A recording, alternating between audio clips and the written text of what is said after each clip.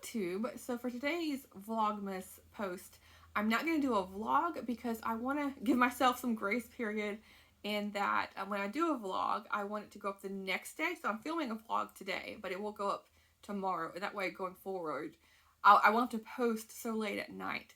So I just thought I would do a little bit of a discussion and like announcing a Q&A because it's coming up to the end of the year, and Kathy over at the Grim Reader pointed out to me that I've hit 400 subscribers, and so I thought, you know, a year end and subscriber, and also I finished the 100 book challenge. So like all those three activities, I feel like warrant a Q&A. I haven't done a Q&A in a very long time, so I thought, why not see if I can get any questions, and then I will answer any questions you have for me next weekend.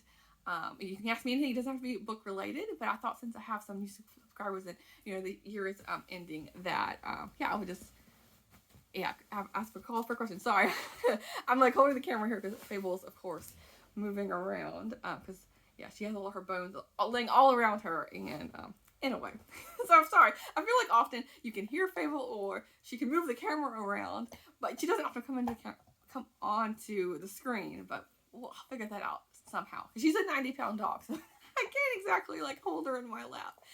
Anyway, sorry for the rambling video, but yeah. So yeah, let me know if you have any questions. Feel free to post anything in the comments, and then I will answer them next week.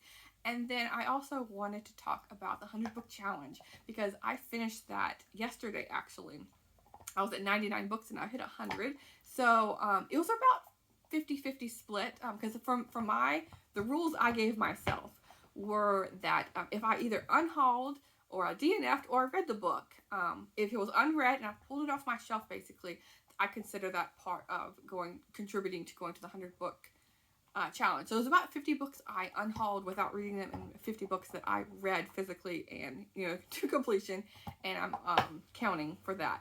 So it took me, I started right, I know the challenge itself, I think I started like November 6th or so, and I started like a week or so early because I wanted to, the idea popped in my, not popped in my head, but I saw people were talking about it, and the idea like came to me like, I really want to do this, and I'm like, why not go and start now? Because the sooner I started it, I knew the sooner I would finish it.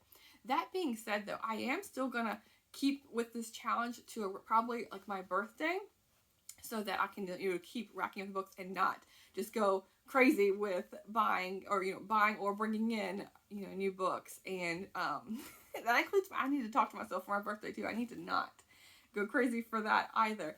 But yeah, I just thought I would talk about my thoughts on the challenge and like what I want to learn from this and moving forward. Is that one thing is I mentioned before, like I have many books, but not all the books I own fit everything I want to read. So for example, like mystery or different history books, I noticed when I was doing the nonfiction in November, when I was pulling from my history shelf, I only have like 6 or 7 books to pull from, and I love reading history.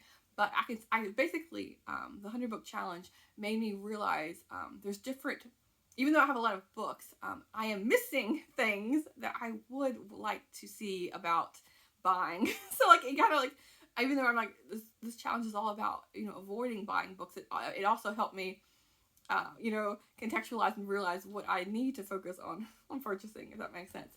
And then the other thing is that it's so easy for me to pick up books at little free libraries. Like I mentioned, I'm surrounded by little free libraries here.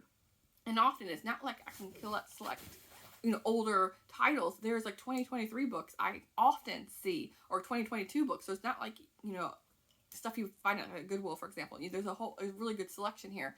And that is too tempting for me. I really need to rein that in because I notice it's easy for me to pick those books up.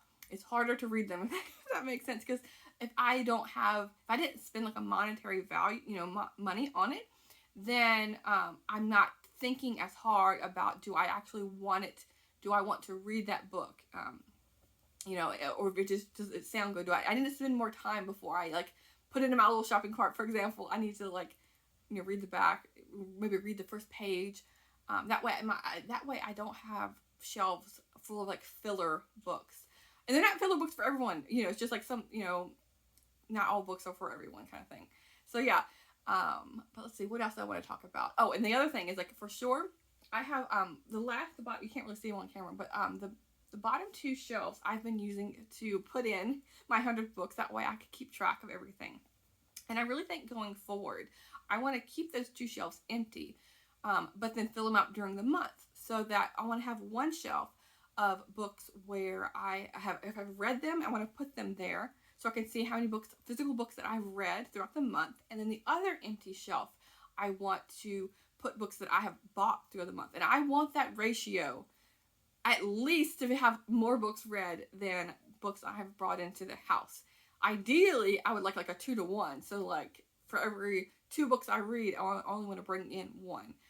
I think that having the visibility of it on my shelf each month will really help me to put a break on things and have a visual representation of that.